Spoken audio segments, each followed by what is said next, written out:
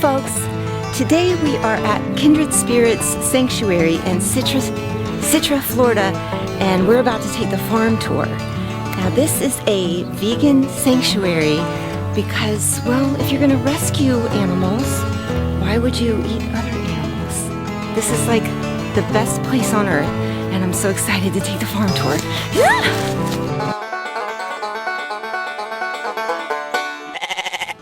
Hi, I'm Tony. Nice Hey, to meet Tony. all of you. Welcome. We love you. We appreciate you coming, but you are not our clients. They are.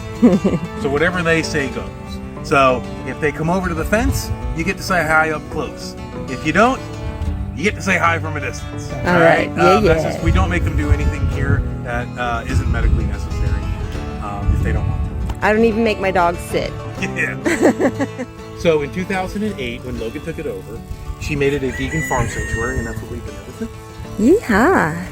You can go say hi to Jock. Hey, Jockey.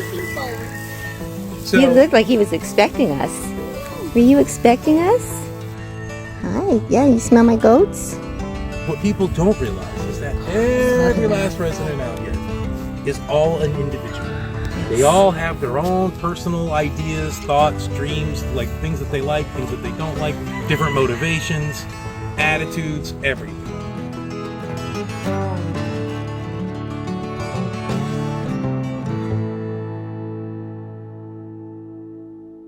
Out west, it's not as lush and green as it is here in Florida. But that's where most of the cattle come from. These big ranches will actually graze their animals on public land that we all pay for with our taxes. Mm-hmm. They're eating the scrub and the brush and that kind of stuff, right? But there's a lot of competition for that. And that competition comes in the form of wild burros, right, and wild horses. Yeah. So every year, the BLM, or the Bureau of Land Management, will go out and they'll round up wild horses and wild burros to cut down on that competition. They round them up, they'll auction them off. The ones that don't get auctioned off will get sent to Canada and South and Central America for the horse meat trades. For the horse meat trades. Horse meat trades. Yeah. So the dark chocolate horse right there, that's Tori. She is a wild Mustang. If she can show you the other side of her neck, you'll see that she's got like these white lines and dots on her neck. That's a tattoo that they give them when they do a horse roundup. So how did she come here? Someone got her from an auction and then wanted her to come here so that she would be safe. Yeah.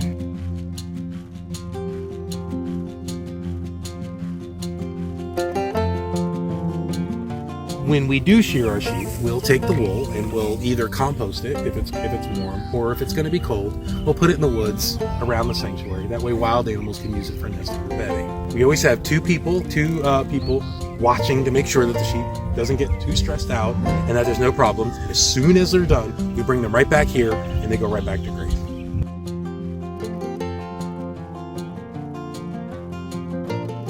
Hi, goaty goats. They're so tiny. A lot of times people who are on a plant-based diet will call themselves vegan, and they aren't.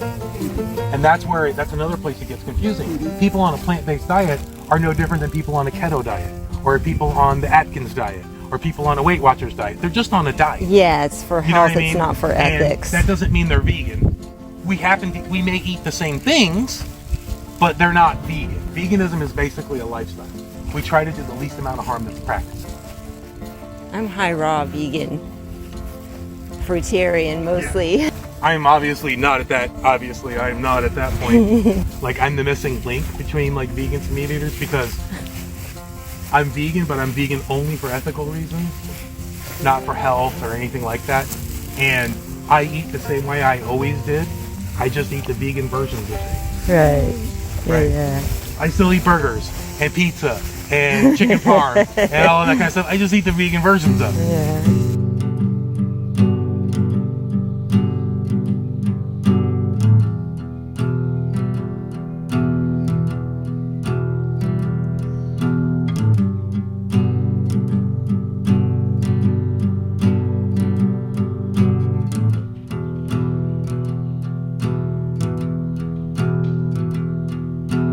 Cows only have milk when they have babies. When they've given birth, just like every other mammal.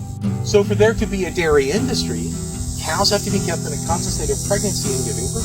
So what happens is that they'll take the girl cow and they'll put her on one end of a flowered meadow.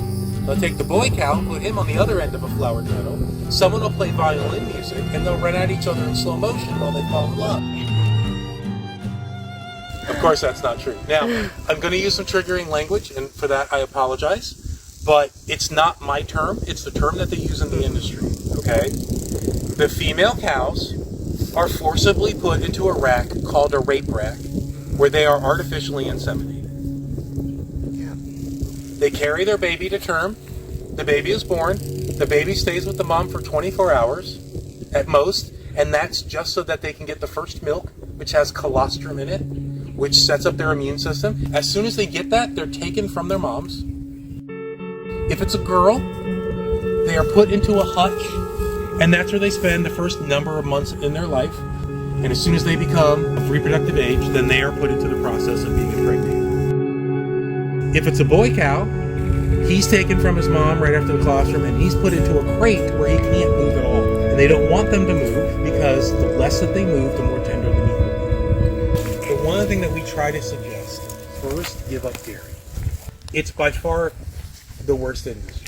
I know, people can't wrap their mind around that. Well, it's not their fault. We're led to believe that, great cheese comes from happy cows, right? And it's just not true. None of that is actually true. Yeah.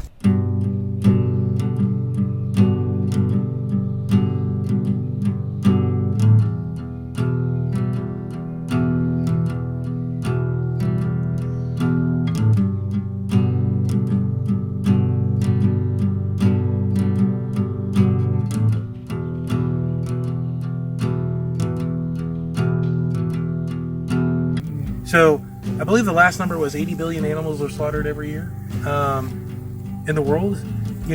We have just under 170 here, which isn't a scratch on a dent of a scratch of a dent of a scratch of a dent. And they all take time, money, and resources. Mm-hmm. So if I had time, money, and resources, I should be rescuing more, not breeding them. Mm-hmm. Right? So a real farm sanctuary doesn't buy, and they don't breed.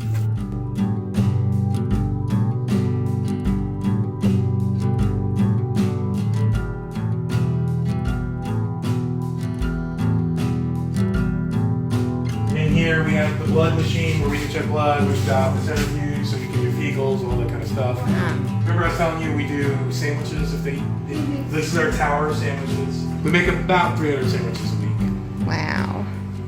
A wild bird has bird flu and it drops their waste and your bird walks through it, your bird has it. Yeah. It's 98% fatal. If there's a bad enough outbreak in an area, the state will draw a 5-mile radius around that outbreak, and every domestic bird in that 5-mile radius has to be killed. Unfortunately, we had to move our birds from those big, beautiful yards that they were in to this cramped stuff because it's the only way we can protect them overhead. So we're hoping that if that 5-mile radius ever gets drawn and we're inside of it, we can show the state vet that, number one, our birds have been locked up before it hit. Number two, our birds do not go into the food supply because we're a vegan sanctuary. And three, we take precautions. So we're hoping that's enough to keep our birds alive if that situation arises.